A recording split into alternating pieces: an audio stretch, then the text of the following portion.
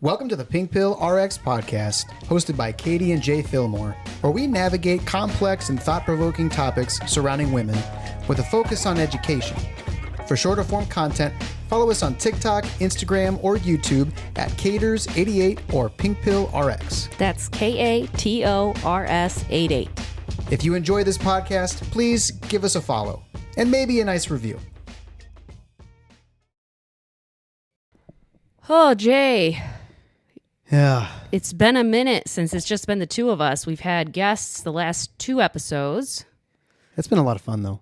It has been a lot of fun. And we were supposed to have another guest this week. Unfortunately, our dog got very ill and we had to cancel that guest. So this is kind of an episode on the fly. Those are pretty fun, though. It's like back to our roots, you know? I really like the beginning, the man versus bear stuff, because, man, it was just all so shocking. Bam, bam, bam. And I'm like, what world do I live in? But now you feel pretty disenchanted, don't you? Yeah. Now you're It's like, less what shocking world do now. I live in? Of course. Yeah, it's more of an of course thing. Like, yeah. Just unsurprising. Sorry to burst your bubble. You don't need to be sorry for informing. Yeah, don't be sorry for informing. Do you remember the case that I was talking about where there was the woman who was being charged with felony recording because she recorded her sexual assault? Yeah, I remember that. Remember that? Yeah. So she recorded it and took it to the police, and then she got in trouble and like charged with making a false police report and also charged with felony recording. Mm-hmm. She had her trial. And? They found her guilty. Oh, my gosh. So she gets sentenced on August 20th, and I'm... Sentenced to, what do you... Like, to jail. Oh, my gosh. Not like community service, probation, fines. I mean, I don't know. I guess August 20th will tell. What are the charges exactly that she was charged with? I mean, it's a felony, Jay. Whatever it is, a felony recording of some sort. Okay. No, it was felony wiretapping. Oh, my gosh. Yeah, felony wiretapping. But it's not wiretapping. No, I'm pretty sure that's what they charged her with, though. Okay, what state is it in? Pennsylvania. It's a wiretap act. Whoa, fines up to $15,000, imprisonment up to 7 years. Oh my gosh. Oh my gosh. How? Oh my gosh. That's unbelievable. So you are raped and have it recorded? Am I remembering that right? Correct. And then you're the one who's going to go to prison. Correct. And that is not like a super crazy as you would think it would be. Because there are like trafficked people who have committed a crime against their pimp or committed a crime against the person holding them hostage and gotten charged with it and gone to prison. Oh my God. The injustice I feel about that. One of the cases that stick out to me is Crystal Kaiser. She was a Milwaukee woman who at the age of 17 fatally shot Randall Volar. And this happened in 2018. Kaiser stated that Volar had been sexually abusing and trafficking her. And in 2024, she was sentenced to 11 years in prison. Oh my gosh. So she escaped the trafficking, but obviously... No, she's in prison. Is in prison now. Of course, she was a woman of color, and the guy that she killed was a white guy. And I do think that matters. Mm. You know, even if it doesn't matter to a jury, I'm not saying that it didn't, but even if it doesn't matter to a jury, the sentencing's in the hands of the judge. So if the judge has any bias or prejudice, then, you know, you're screwed when it comes to whatever consequence of the crime they found you guilty for. So at 15, Piper Lewis was a victim of sex trafficking and fatally stabbed a man who said had raped her multiple times. Mm-hmm. And in 2022, she pled guilty to involuntary manslaughter and willful injury. She received a sentence of 5 years probation and a requirement to pay $150,000 in restitution to her abuser's family. Oh my gosh. This is like, it's hard to find words for it. It's really disgusting and horrific and not justice at all. And it should not occur. And it's it's totally against the spirit of justice. Let me tell you a couple other cases.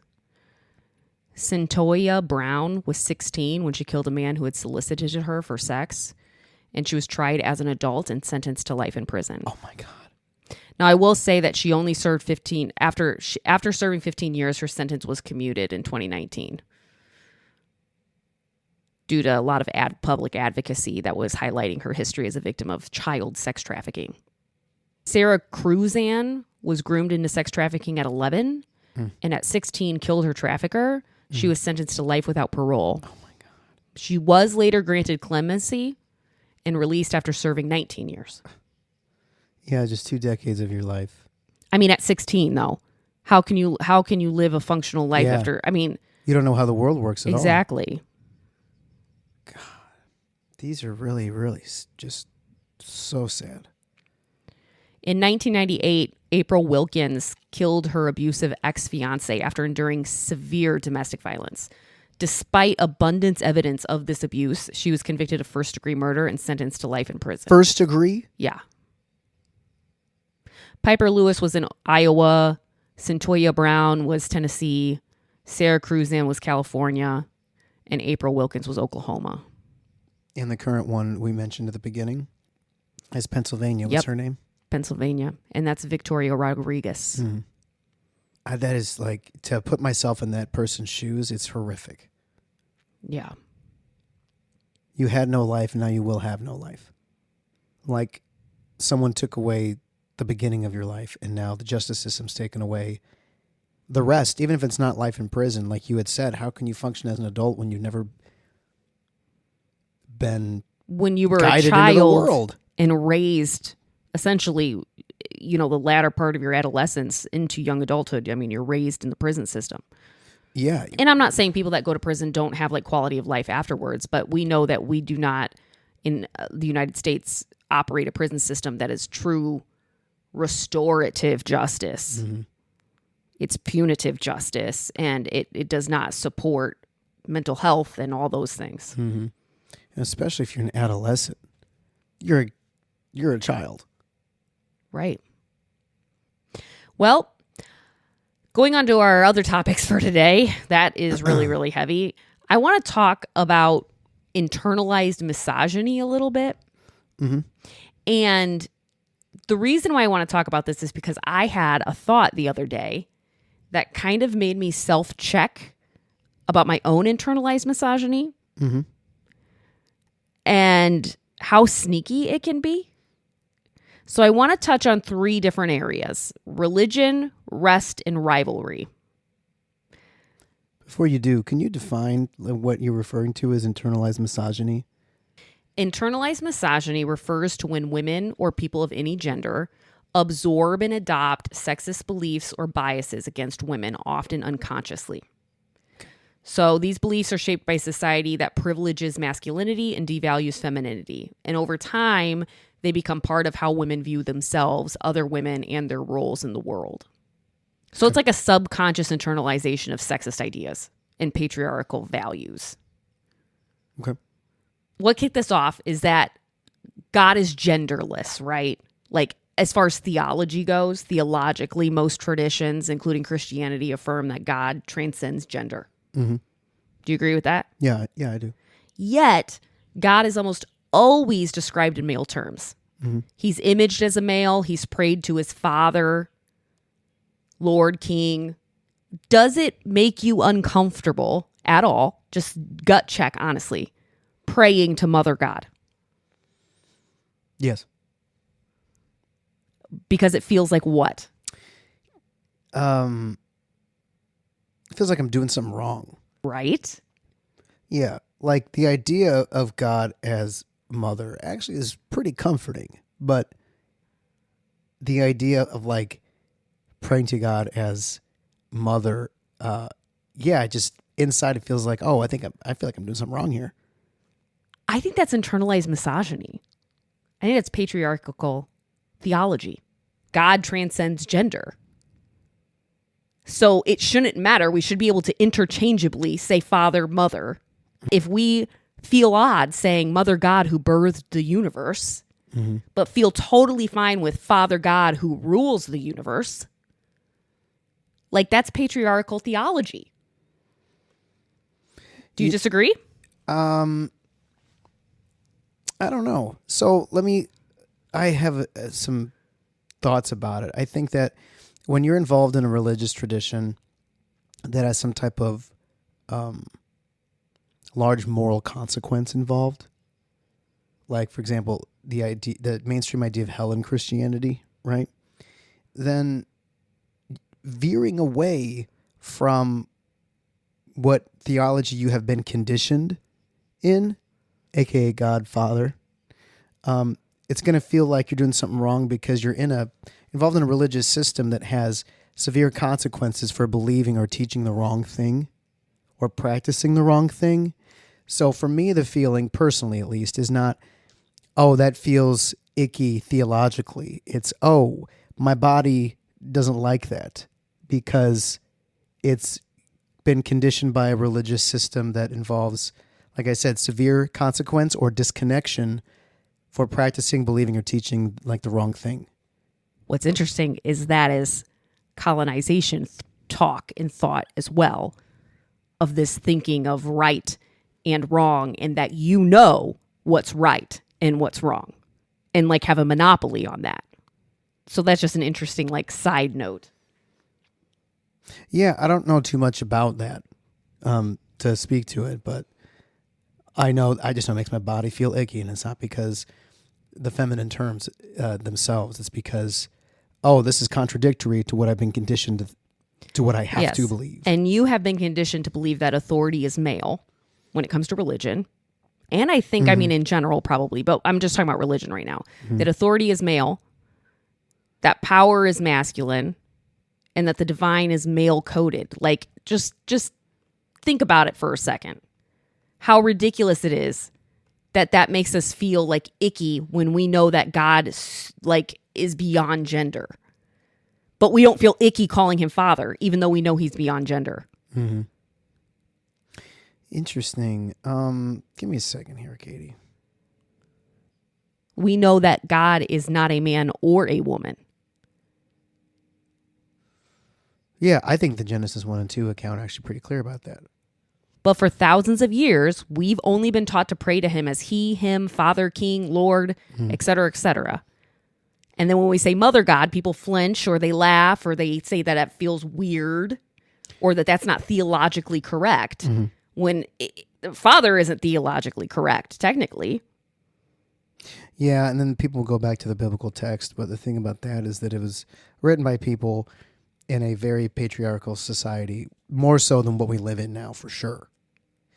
And that was the worldview of the people who were the authors. In the Old Testament, in Hebrew scripture, God's spirit is feminine. Ruach is feminine. Oh, yeah. In Proverbs, God's wisdom is woman, Sophia. It's woman. And in Isaiah, God is described as a laboring mother. And we were just taught like not to notice. Yeah, or like that's a some type of analogy when Father is more literal. Say it again. Like when examples of the feminine are used with God in the Old Testament, people are like, well, yeah, it's to illustrate a point of an attribute, but he's really called Father. Right, as if that is the... Well, in Genesis, it says that in his image he created them, male and female he created them. Like both were made in his image, so he embodies the masculine and feminine, and he's non-binary. I mean, I think that's much more accurate. I'm talking Christian tradition. Yeah. So if you're listening and that's not your tradition, obviously, we're not trying to proselytize or trying to. This is not a religious conversation. This is a cultural conversation. Yeah, it just is interesting how the internalized misogyny in religion shows up like subtly in that way. Actually, it's not really subtly. My icky feeling is what I said it was, but I wonder if also in there, I'm just self-reflecting now, if it's also like that to refer to God as mother is to somehow like demote him. Like, do you feel that way? I don't know. I can't tell yet. I mean, I have to reflect on this after the podcast probably, but I'm wondering if that's rattling around in there because I wonder if part of the feeling I'm having is also like I'm disrespecting him somehow. Isn't that interesting that mother would be disrespectful? Yeah, which is weird because at the same time, that actually feels more comforting to me. Because, like, I mean, traditionally, you associate a father with more like harshness, you know, than with like a compassionate mother. The fact that mother feels like demotion shows that there's this internalization that the masculine is more sacred or authoritative. Yeah. And the feminine is more unfamiliar, weak, or even heretical. Yeah, and I don't misunderstand me. I'm not saying that's it. I'm just curious if that's kind of rattling around in there. I have to take more like self-inventory for that. But I think that could be a common feeling maybe other people have too. Stronger, or I don't know. I'm just talking because I have not thought about this before. I know. I caught you off guard with this one. Yeah. I just think that if we can't picture God with these feminine qualities, right, Mm-hmm. and can't identify him as the nurturer, the life giver, the maternal without discomfort, that it reveals that we have like deeply absorbed the belief that those traits are less divine. And I think that has real life consequences. It sidelines women in ministry. It devalues feminine coded leadership. Like when I say feminine coded leadership, I mean like leadership that displays empathy, intuition, cooperation, like that kind of stuff, you know? And it teaches girls that God doesn't look like them. Oh. Wow, that one hits pretty different. At least for me. Because daughters? Yeah. Because it's like representation, you know? Yeah, God always being referred to as he normalizes maleness as the default for power, authority, divinity, etc. I have never thought about how growing up, God has always been referred to as the same gender I am, and what that must be like to be female and never have God referred to as female. Wow. It's like me growing up with every president being male. Yeah. And me being like, it's just, oh, yeah, well. But then I have no idea what it feels like to be a woman and your leader is never been a woman. You know, I wonder if a lot of it is when someone's reading of a religious text is more literal than looking at the overarching themes that are being communicated here. Like, because in a literal interpretation, you read the text plainly, it is what it is, and you're not picking up on a lot of like maybe the context of the history or the culture, or picking up on a literary style or something like that, and or picking up on a broader theme that's being communicated, that's woven in all these different chapters or books or whatever. And if you just read the text and it's always God, Father, God, Father, God, Father, he, and you're just reading it plainly, yeah, well, you're going to think that God's a dude. But if you look at the themes and understand like, oh, this was written in a society that was hyper patriarchal. So of course that's the perspective of the authors who are writing this. Then yeah, you're going to be like, well, if let's say these scriptures were written in an egalitarian society at the time, how could they possibly look different in their pronouns or their descriptions of God? I think that what is interesting is knowing that the society was highly patriarchal. I cannot say that word today. Patriarchal. There's like I've been saying it too much. It's worn out. I can't say it anymore. in the words of Ted Lasso, But the word became a sound. That even in a society that was like that, so much femininity got woven in when you have Ruach and Sophia and you have, you know, God referred to as a laboring woman and all that stuff. Like, I think that says a lot of how important those qualities were, that they were mentioned in a society that's so anti. All I know is that as a girl growing up in an evangelical church and God always being referred to as he, him, and there not being a focus on the maternal at all, really, that it made it feel like men were closer to God and women were a derivative or only secondary. Oh, like men were created in God's image and women were created in men's image? Exactly. Whoa. Oh my gosh. Did you just hear what I said?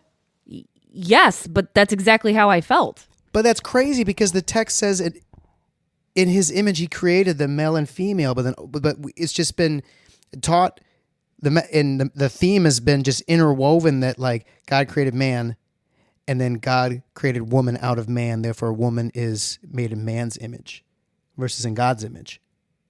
Yeah. That's not I'm sorry, that's not shocking to me because I've lived that my entire life. I have never really... And I've tried to explain that too. That's why Ezra was so significant to me. Because I was always like a derivative of man. Right, versus a derivative of God. Correct.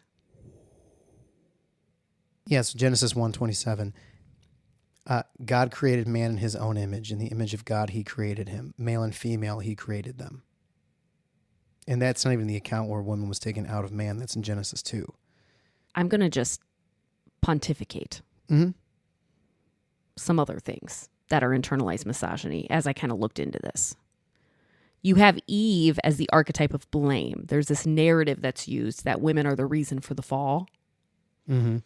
And that results in a distrust of women's judgment, their bodies, and their autonomy. Like it puts it into question. And where that becomes internalized misogyny is women learn to question their own instincts and see themselves as temptresses, burdens, or liabilities. Mm. There was an erasure of female religious leaders. We know in early Christian history, women led churches and were apostles like Junia, but were later written out of the Bible. And the modern effect of that is many women believe that they aren't meant to preach or lead or hold spiritual authority. And a lot of men believe that too, that God only truly calls men to lead. And then you got purity culture and the control of women's bodies. You got the doctrine that women must stay pure to be worthy of relationship with God, to be worthy of marriage, be worthy of respect. And the misogynistic root of that is women's sexuality is policed while men's lust is excused. You see that constantly. Yeah. Then you got this glorification of suffering as God's will for women. So abuse is often framed as your cross to bear, or submission is praised as godliness in abusive relationships. We have seen this with people in our own lives. Yeah. Using religion to excuse marital abuse. It's interesting that with Eve, in this level of blame and level of like need to be subservient and stuff like that, it's not really talked about how what Adam's role in that was of his lack of taking responsibility. No, of course not. That's not really talked about. I want to talk about some more sneaky ways that internalized misogyny kind of shows up. And this one kind of like, when I was doing research on this one got me. Because some of the stuff is like more obvious, you know, but this one was not as obvious and it kind of wrecked me a little bit. Mm. So this might feel familiar to some women out there, but feeling guilty for resting. So many of us feel like we have to earn rest. And I don't know why this is the case, but laying down or lying down, taking rest, etc., is very linked to shame with me. We've talked about this so many times, me and you, about how much shame that I feel for like just resting. Yeah. Because we've been conditioned to believe that our value is based on how much we do, especially for other people when it comes to being a woman. And when we stop doing it even for a moment, this guilt starts to creep in. And this isn't just anecdotal. A study in the Journal of Interpersonal and Social Skills found that working mothers who feel guilty about resting often score higher on internalized sexism scales. They're more likely to self-objectify and prioritize other needs, even to the point of exhaustion. And there's like historical roots in this. The good woman works herself to death, right? So from this domestic sphere to modern workplaces, women have been praised for self-sacrifice. The ideal woman archetype, whether she's a homemaker or a career woman, gives everything to others and asks for nothing in return. And rest is framed as like this indulgent, even immoral or irresponsible thing for a woman to do when she has, children and a house and a husband and a job. Mothers who rest are framed as neglectful, or women who pause and rest often will be judged as being lazy more harshly a lot of times than you'll see men. I've witnessed that anecdotally in my life. Because like if a guy rests, it's like, oh, he works hard. Yes. And patriarchy trains women to tie their worth to how useful they are to other people. So cooking dinner, valuable. Taking a nap, selfish. Helping your partner decompress, admirable. Saying, I need a break, dramatic. And I think it's misogyny that's internalized as self-discipline. I think it's misogyny internalized, but it's like we believe it's self-discipline when we have this negative self-talk about rest. And even when women are resting, they're often not really resting because they're mentally running through other people's needs or anticipating the next crisis, feeling guilty. And this is emotional labor of rest. Like women can't even like rest without having emotional labor tied to it. And you hear things like moms don't get sick days. But you're right. When men rest, they're seen as like, oh, he works hard. Yeah. If you see a mother resting, the thought, I mean, even if you don't have a negative thought of like, oh, she's lazy, you're not thinking, oh, she works hard. Like that's not your knee-jerk reaction. Yeah. Even if your reaction's neutral, you don't have a thought one way or the other. Mm-hmm. But just to see that like the men get like this praise essentially for rest. Or a pass. Like, oh, he works so hard. Moms don't get sick days. So I think we need to start reclaiming rest as a feminist act. I think we name the guilt as internalized misogyny. This isn't laziness, okay? We're unlearning what we've been taught. You deserve rest. It's not a break from being productive. It's a return to being human. And I think it's important to model it for our kids. And I think you practice unearned rest. Don't wait until you've finished your list. For God's sake, take a nap. I'm a napper. I like naps. That was unbelievably well said. So just think about rest. It's a rebellion against patriarchy. It's a return to being human, like you said. It is. And I think both genders deserve rest, for the record. Yeah. It's a human thing. This chronic stress and lack of rest. And you look at women who have 80% of the autoimmune disorders. 80%? Like 80% of women, like 80% of autoimmune disorders, like women, are women. Whoa, I didn't know that. 80%. Is that the stress, the cortisol Yes, levels? it's chronic stress. Wow. It's inflammation. Holy cow. Women report higher perceived stress levels than men in nearly every global survey, particularly related to emotional labor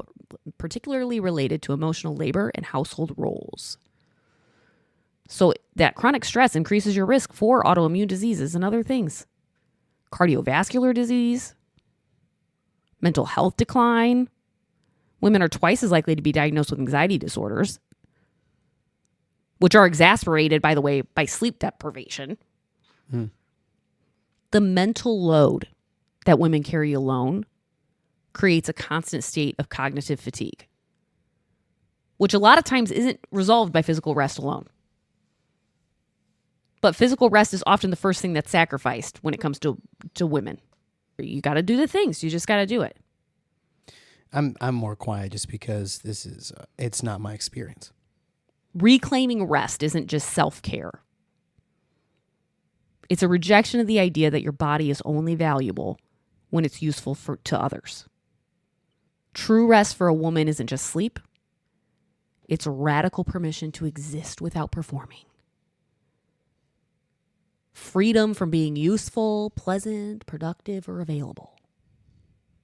So I did look up some ways that we can rest because I don't think we know how to rest. So here's what it looks like to rest.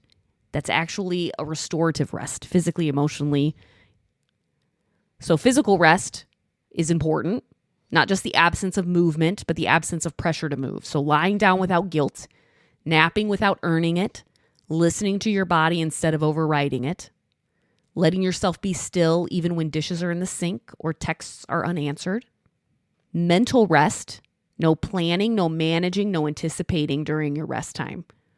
A break from the mental load of keeping everyone's lives running. There's like assistive things you can do to help with rest, like coloring, crocheting, walking without headphones. Scrolling on your phone doesn't count if it leaves you more activated than soothed. As a reminder. There's emotional rest, so permission to not perform wellness for others, meaning not smiling when you don't feel like it, not softening your tone for someone else's comfort, not being strong if you're crumbling. True emotional rest means you don't have to be inspiring, likable, or emotionally generous just because someone else expects it. Social rest, being around people who let you drop the mask, who let you skip small talk, no emotional caretaking, no feeling that like you need to explain yourself or why you said something. Or you can just be alone in your own space on your own terms. Social rest is saying, I don't have the energy to perform, and that doesn't make me rude. Sensory rest, decreasing noise, decreasing input, turning off notifications on your phone, leaving your phone in another room, turning off the TV. This is really important for neurodivergent women especially. Sensory rest is essential and often misunderstood as laziness or being antisocial, especially for neurodivergent women. It's not. It's self-care. Actually, no, what did I say? It's a resistance against the patriarchy, not just self-care. There's a kind of rest that's called existential rest. So that's not having to justify your worth. You're allowed to do nothing and still matter. You are allowed to opt out and still belong. And you're allowed to rest, not as recovery from productivity, but as a human right. You should not be doing more. Everyone does not need you. If you're not productive, you're not falling behind.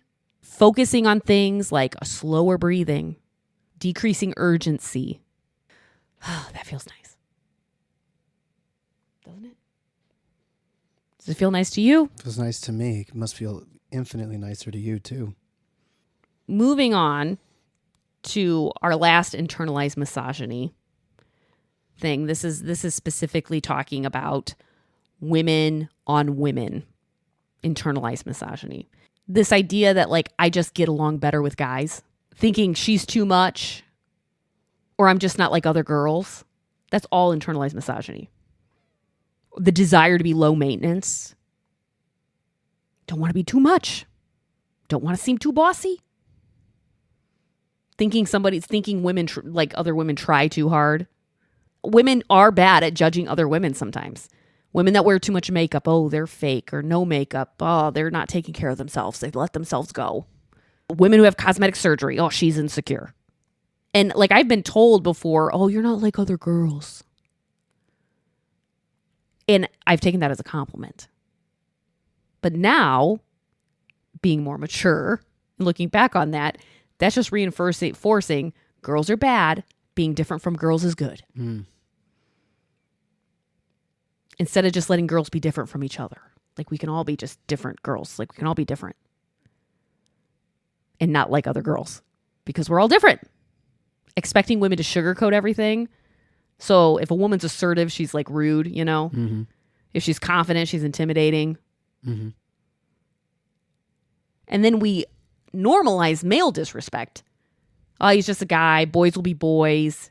He didn't mean it. It's not that big of a deal.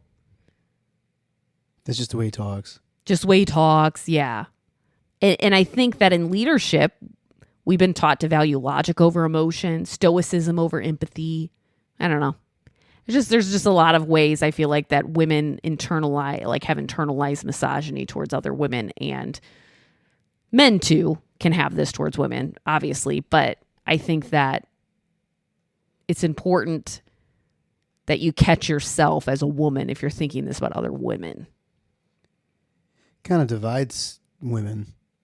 Being in a minority position, at least in the power structure, you should all be on each other's team all the time.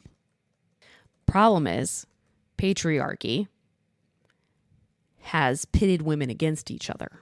They make them competitive instead of having community.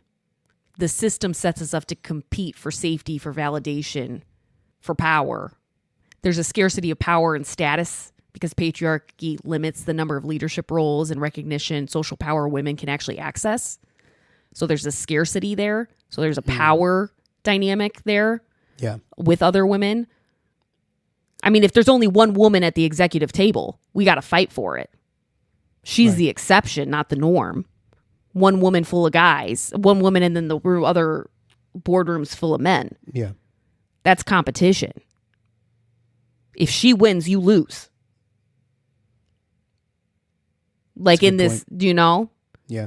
It creates this artificial scarcity, which breeds this competition. The other thing that breeds competition is appearance as currency. So in patriarchal cultures, women are often valued most for how they look, especially in the media and in like dating spaces. Yeah. So when beauty is framed as power, women are socialized to compete for male attention or approval using appearance as currency. So then when a woman does something to her appearance, it's easy for other women to judge or to have opinion about that because they set it up as competition. Interesting. And just there's a lot of cultural narratives out there of rivalry. You have reality TV to fairy tales. Girls are fed these stories like women on The Bachelor compete. The villain in a lot of like these fairy tales are like jealous women. So like Cinderella's stepmother and sisters. Oh, Snow White. Yeah, there's only one queen bee, like Mean Girls. Mm-hmm. So like we see it in media everywhere too, that like only one woman can win. Only one woman can be at the table. Ursula wanted the little Ariel's voice. Yeah, so patriarchy teaches women to see each other as competition rather than community. And I think a lot of women are hurt by other women under patriarchy and they never learn how to repair that trust. I think it's really easy to get hurt by other women and then to absorb these patriarchal messages that say other women are manipulative, dramatic, untrustworthy. Being one of the guys is safer or more powerful. I don't know. In the end, patriarchy fuels competition between men. I mean, between man on man, woman on woman, man and woman. Like it's just because of the way patriarchy is, it's a society where there is always somebody at the top. Well, and there's always competition versus like cooperation. I think when women start to recognize this system, we can start to unlearn it and choose solidarity over rivalry. Thanks for listening to me monologue. I thought it was great. You know, I had nothing to add to it. It's very inspiring. That's all I really have. That was it. Just talking about internalized misogyny and how that has shown up in sneaky ways for me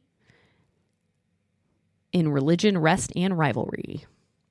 I hope for those of you listening, something was intriguing or sparked a curiosity or you felt affirmed or challenged. Stay educated. Take the pink pill.